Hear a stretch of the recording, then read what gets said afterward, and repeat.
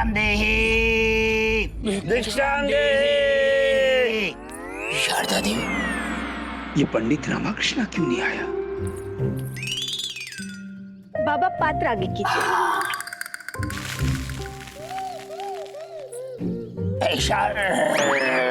अरे पुत्री, भिक्षा तो दे दी, अब हमारे एक प्रश्न का उत्तर भी दे दो। प्रश्न? कैसा प्रश्न? नहीं, वो तो हम घर के स्वामी को ही बता सकते हैं। बाबा, घर का स्वामी व्यस्त है। नहीं लेंगे, अपनी भिक्षा वापस लो। हम इस घर से भिक्षा ग्रहण नहीं कर सकते। नहीं नहीं बाबा, आप रखिए, हम घर के स्वामी को भेजते हैं। तो बुलाइए। आएगा आएगा, अवश्य आएगा। अब आएगा गुरुजी। कहिए जो भी।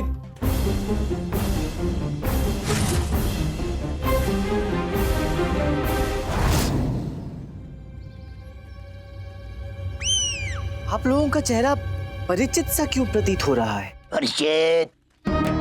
हम बोले बम, बोले बम। अरे बाबा बाबा, घूम क्या रहे हैं? घूमना बंद कीजिए और जो प्रश्न पूछना था वो पूछिए। ये क्या है? प्रश्न ये है बच्चा, जब इस पृथ्वी का निर्माण हुआ तो कौन सा प्रहर था? है पृथ्वी का निर्माण? आप बड़ी महारानी से ये पूछिए कि जब इस पृथ्वी का निर्माण हुआ तो प्रथम रात्रि हुई थी या दिवस? बाबा, क्या ये दोनों आपके शिष्य हैं? हाँ, नहीं, ये हमारे शिष्य नहीं, ये हमारे चेले हैं। ये भी भिक्षा मांगते हैं। ये गुरुवर और धनीमनी भिक्षुक के भेष में मुझसे मेरे द्वारा ही बताया गया प्रश्न क्यों पूछ रहे हैं? ओह, प्रतीत होता है दोनों रानियों ने गुरुवर से ये प्रश्न पूछा है और उत्तर ज्ञात ना होने पर ये भेष बदलकर मेरे पास उत्तर पाने की अभिलाषा से आए हैं। क्या हुआ बच्चा, इस सोच में डूब गए हो? बोलो, बताओ। हाँ, जी बाबा बाबा बाबा, वो बात ये है कि वैसे तो प्रश्न अत्यंत ही जटिल है, किंतु आपके सौभाग्यवश इस प्रश्न का उत्तर ज्ञात है मुझे। ज्ञात है तो शीघ्र हमें बताओ बच्चा। जी, क्या है कि उत्तर अत्यंत ही सरल है। हुआ यूं कि जब पृथ्वी का निर्माण हुआ तो जो सो रहा था अर्थात जो निद्रा मग्न था उसके लिए रात्रि थी। अच्छा। और जो जाग रहा था उसके लिए दिन था। हाँ, वो तो है। तो हम जाएं? हाँ।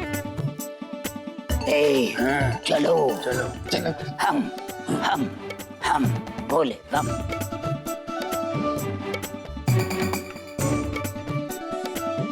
इस प्रश्न का उत्तर गलत है गुरुवर, क्योंकि वास्तव में इस प्रश्न का कोई उत्तर है ही नहीं। महाराज ने स्वयं को कक्ष में बंद करके रखा हुआ है। मिलने जाओ तो कहते हैं कि सर्वप्रथम प्रश्न का उत्तर दीजिए, तब जाके भीतर आने की अनुमति मिलेगी।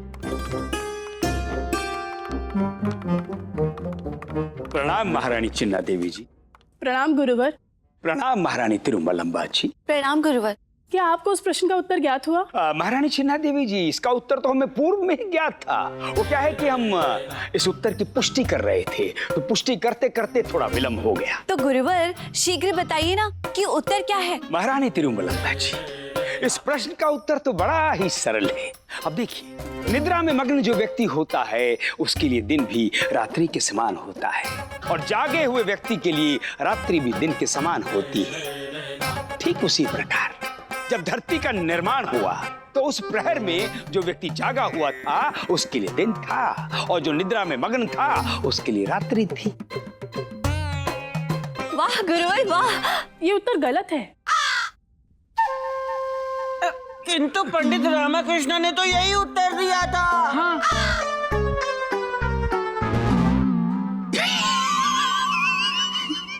महारानी, ये जो धनी है इसका कहने का तात्पर्य ये है, यदि ये प्रश्न आप रामा से पूछेंगी तो पंडित रामाकृष्ण भी इसका यही उत्तर देंगे।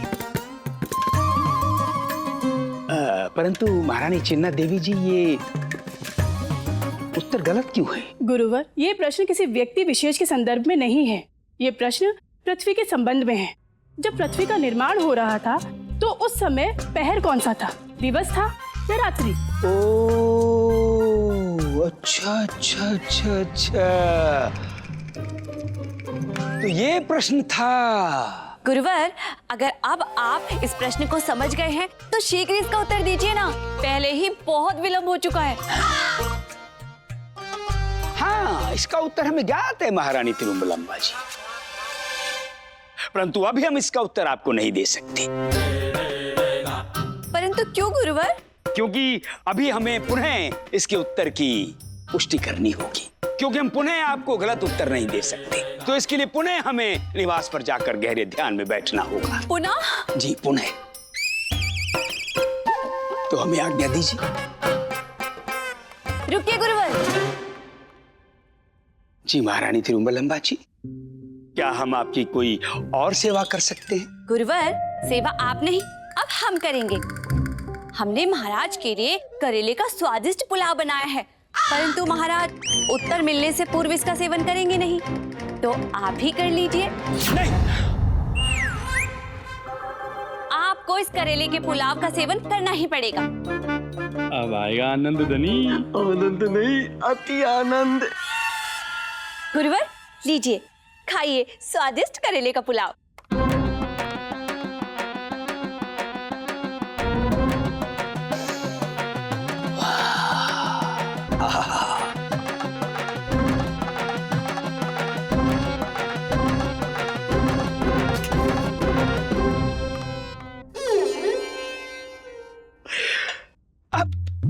महारानी तिरुमलम्बा जी, वो क्या है कि हम अपनी सभी वस्तुएं जो हैं अपने शिष्यों के साथ बांटते हैं। यदि आपकी आज्ञा हो तो इसे भी हम बांट लें। गुरुवर, इसमें आज्ञा की क्या आवश्यकता है?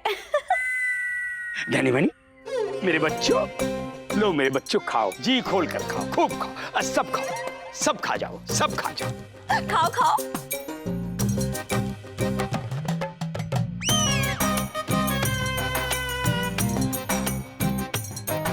गुरुवर, आप भी खाइए। जी अवश्य, क्यों नहीं, अवश्य महारानी तिरुमलम्बा जी।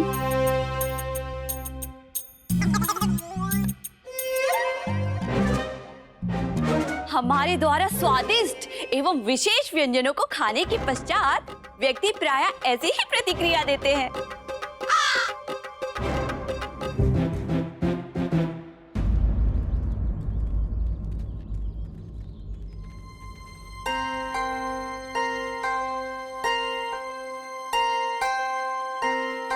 गुंडप्पा,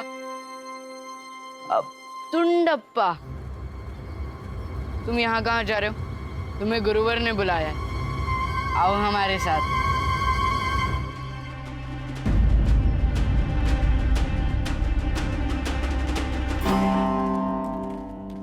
प्रणाम गुरुवर। प्रणाम। भोजन लाए हो? जी। लाओ, हमें दो।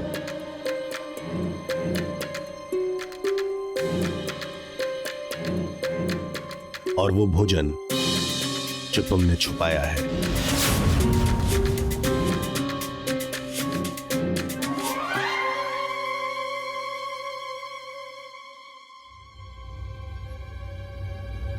जाओ, अपने कार्य पर लग जाओ। आज मुझे क्या करना होगा गुरुवर? तुम्हें ये जंगल झाड़ी साफ कर इस स्थान पर क्यारी बनानी है। जो आज्ञा गुरुवर। गुंडप्पा, कार्य करते समय थोड़ा सावधान रहना, यहाँ बहुत सांप है। मुझे विश्वास है गुंडप्पा, तुम ये कार्य कदापि नहीं कर पाओगे और तुम्हें ये गुरुकुल छोड़कर जाना ही होगा। सांप! सांप!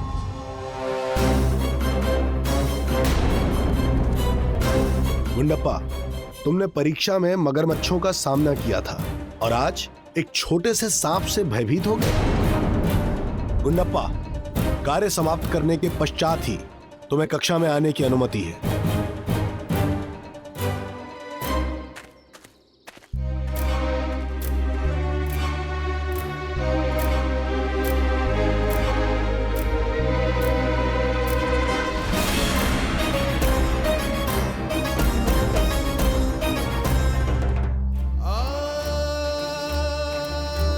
गुंडप्पा।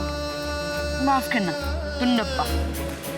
चिंता मत करो, अगर तुम्हें इन सांपों से पार मिल गया तो मैं स्वयं इस स्थान को साफ करूंगा और क्यारी भी बनाऊंगा।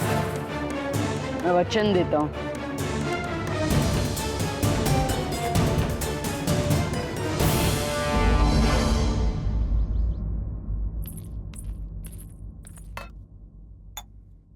पंडित रामाकृष्णा, पंडित रामाकृष्णा, सुनिए, भोजन तो कर लीजिए। बापू, भोजन आरंभ किया नहीं कि संकट के गहरे बादल मंडराने लगे। आदाब पंडित रामाकृष्ण। तो क्या आप सेठ बालाचंद्र को कोयले की बोरी बेचने के लिए तैयार हैं? हे माँ, अब तक सेठ बालाचंद्र को कोयला बेचने का कोई उपाय नहीं सूझा है। कैसे बेचूंगा कोयला? ऊपर से आदिनाथ को भी मृत्युदंड से बचाना है। क्या करूं, कैसे करूं? माँ, तू ही रक्षा करना। किस सोच में डूबे हैं पंडित रामाकृष्ण? आप तो इतने ऊंचे अष्टदिग्गज के पद पर आसीन हैं। कुछ ना कुछ तो जरूर सोचा होगा आपने। पंडित रामाकृष्ण, आजमाइश करनी है या फिर आपने पहले ही हार मान ली? नहीं, चलिए चलिए।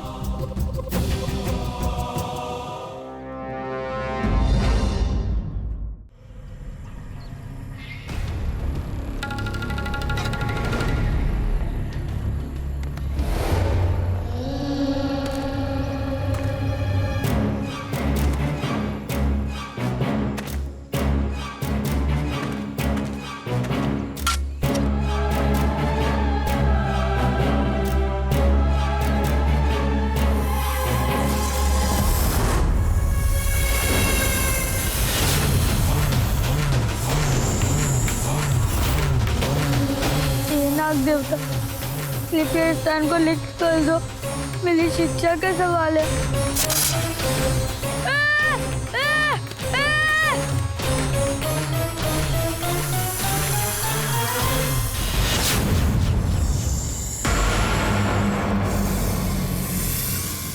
किंतु एक बात स्मरण रखना, जीवन में हर कदम पर सोच विचार करके ही निर्णय लेना, चाहे कोई भी परिस्थिति हो।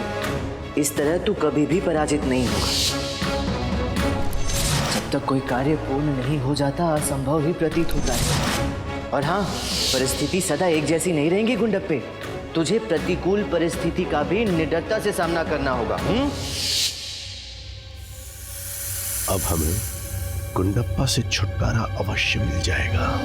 मैं नहीं भागूंगा, चाहे कितनी भी विपरीत समस्या, मैं अवश्य उसका दर्द का सामना कर लूंगा। शिक्षा पाना ही मेरे जीवन का एकमात्र लक्ष्य है।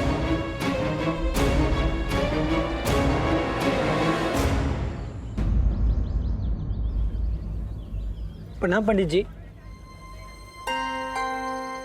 प्रणाम पंडित जी।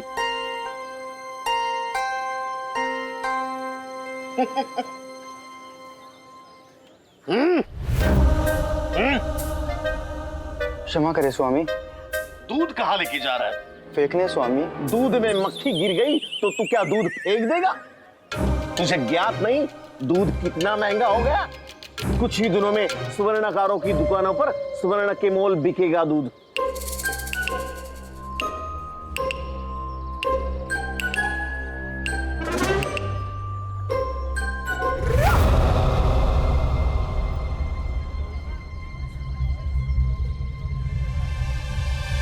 इस हानि के बदले मैं तुम्हारे 4 कांसे की मुद्रा काटूंगा। परंतु स्वामी, मेरा तो 1 माह का वेतन ही 2 स्वर्ण मुद्राएं हैं। उसी कारण मैं तुम्हारे 2 माह का वेतन काटूंगा। ये सेठ बालाचंद्र तो मेरे अनुमान से भी अधिक कंजूस और मक्खी चूस है। इसे कैसे भेज पाऊंगा 10 सहस्त्र स्वर्ण मुद्राओं में साधारण कोयले की बोरी? उधर आदिनाथ को भी कल मृत्युदंड दे दिया जाएगा। उसकी रक्षा करने का भी कोई उपाय नहीं सूझ रहा। प्रतीत होता है इस बार मुझे अष्टदिग्गज के पद का त्याग करना ही पड़ेगा। पंडित रामाकृष्ण, इसी सेठ को आपको कोयला बेचना है। मेरी सलाह मानो और हार मान लो, और महाराज को जाके कहो कि वो खुद इस चुनौती को मुकम्मल करें। वैसे भी ये चुनौती आपके लिए नहीं थी। आप क्यों अपना वक्त बर्बाद कर रहे हो? नहीं, मैं एक बार तो अवश्य प्रयास करूंगा। जैसे आपकी मर्जी।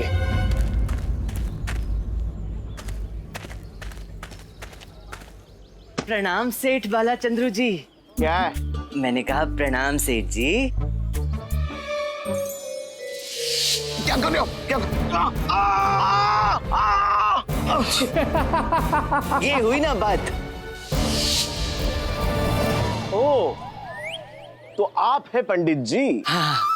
बताइए क्या सेवा कर सकता हूं मैं आपकी? पंडित, तूने भरे बाजार में मेरा परिहास किया था, इसका मूल्य मैं सूद समेत वसूलूंगा। सेवा तो मैं आपकी करने आया हूँ सेठ जी। वो क्या है कि बड़ा ही अच्छा सा सौदा लाया हूँ, विशेष आपके लिए। बस आपका थोड़ा सा समय चाहिए।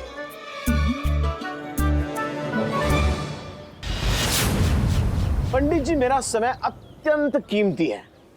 ज्ञात है सेठ जी, इसलिए मैं आपका अधिक समय व्यर्थ ना करते हुए सीधा सौदे का विवरण देता हूँ। हाँ, ये देखिए, ये है कोयला। शीत ऋतु में ये शरीर को ऊष्मा प्रदान करता है, साथ ही साथ रसोई घर में भोजन पकाने के अत्यंत आवश्यक ईंधन के कार्य भी आता है।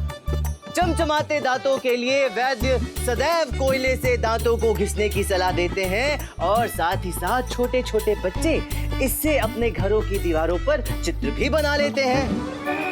सेठ जी, एक नहीं दो नहीं, मैं आपके लिए लाया हूँ पूरी की पूरी बोरी भर के। आप प्रयोग करें, अपने परिवार को भी प्रयोग करने दें जी भर के, और इसका प्रयोग करने के लिए प्रेरित करें अपने निकट संबंधी, सगे और मित्र को। ये शुद्ध काला कोयला, जिसकी कालिक सदैव आपके साथ रहे, जैसे कि सच्चा मित्र हो। वाह वाह वाह पंडित जी, वाह! विवरण तो ऐसे दे रहे हो जैसे कि कोयला नहीं, पारस का पत्थर लिए घूम रहे हो। मुझे कोयले की कोई आवश्यकता नहीं है। पर हाँ, मैं आपका मान रखते हुए मैं इस कोयले की बोरी को स्वीकार करता हूं। कृपया वहां रख दीजिए। जी। हाँ, ये लीजिए। तो बताइए, मुझे इस कोयले को स्वीकार करने के लिए दाम कितना मिलेगा? दाम मिलेगा? और नहीं तो क्या पंडित जी, कोयले की बोरी मेरी दुकान में स्थान भी तो ग्रहण करेगी, उसका दाम। किंतु सेठ जी, मैं तो आपसे दाम प्राप्त करने की अपेक्षा कर रहा था। दाम प्राप्त करने की अपेक्षा, वो भी मुझसे? पंडित जी, मेरी वर्षों की कमाई हुई प्रतिष्ठा पर बट्टा मत लगाइए। उचित है, आपका समय नष्ट किया, क्षमा चाहता हूं।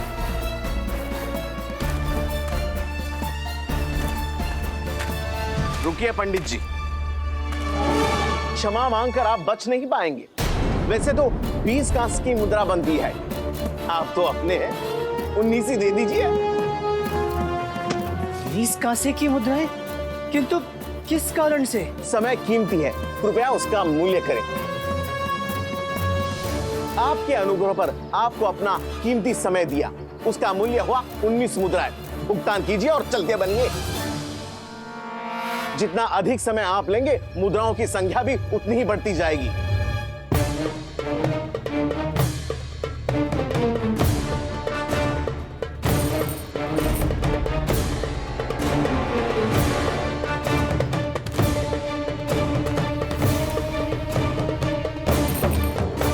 धन्यवाद। केवल धन्यवाद ही ऐसी वस्तु है जो मैं मुफ्त में देता हूं।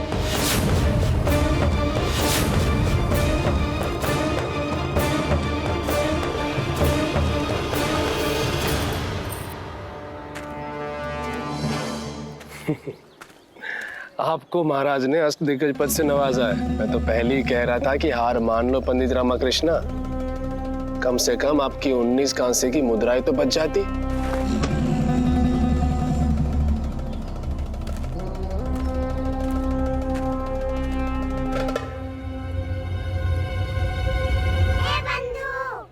रामा, ये सेठ तो बड़ा घाघ निकला, इसने तुझे ही लूट लिया। अब क्या करेगा रामा? इस चुनौती में तो तू पराजित हो गया।